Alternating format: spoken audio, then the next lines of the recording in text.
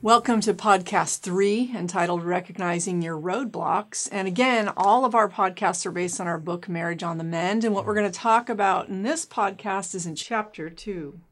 Well, we already shared about how God reconciled our marriage after an 11-year divorce, which was pretty amazing. And when we got remarried, the wedding was awesome, and there was so much euphoria and excitement about being reunited, and people were just blown away, and it was fantastic. But it didn't take long for us to hit the wall, did it? We had our first, we haven't even agreed on when our first disagreement was, because I felt that on our wedding night we had a little disagreement. Right, and it wasn't a disagreement. It was just... Sure it was. It was your opinion there. Sure it was. And so those are the things, that's marriage. That's, we all hit them, but we felt a little overwhelmed, I guess, when we did finally sit down together and say, hey, there isn't a guarantee we're going to make it this time. And we've got some huge roadblocks, some huge mountains that are in front of us. And part of that was due to the consequences of our sin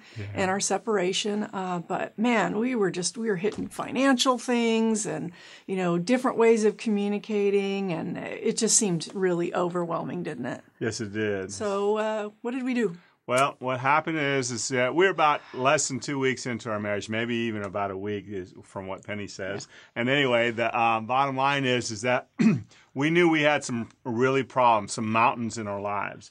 And what happened when we both realized it at the same time, we were in a conflict and we stopped in our tracks. We said, hey, we already did this in the past. We don't want our marriage to be like this anymore. What do we have to do? And what we decided to do was to get on our knees in our kitchen and go to the Lord. It says, okay, we've tried to do marriage Penny's way. We've tried to do marriage Clint's way. Guess what? That wasn't working.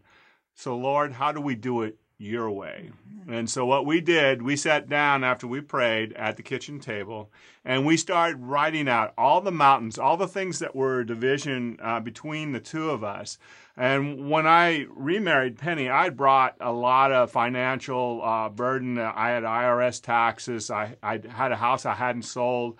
I was changing jobs. We didn't have a church home.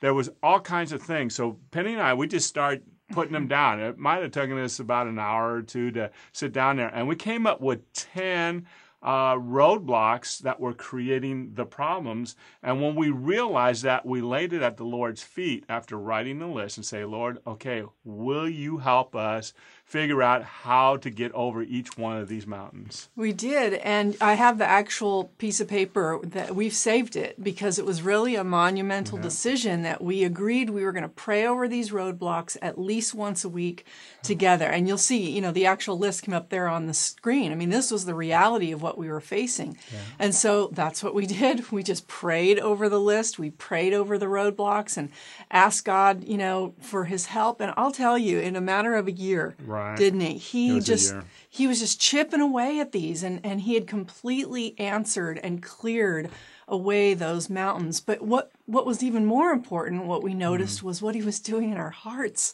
what he was doing in our marriage. That's where the real transformation was. And so we share that with you as just a real tangible tool. And, we teach it to couples all the time. Just get a little journal, get a piece of paper if that's all you have, and start listing those things that just seem overwhelming to you, and surrender them to God weekly in prayer, and watch what he does, not only with the list, but with your heart as well.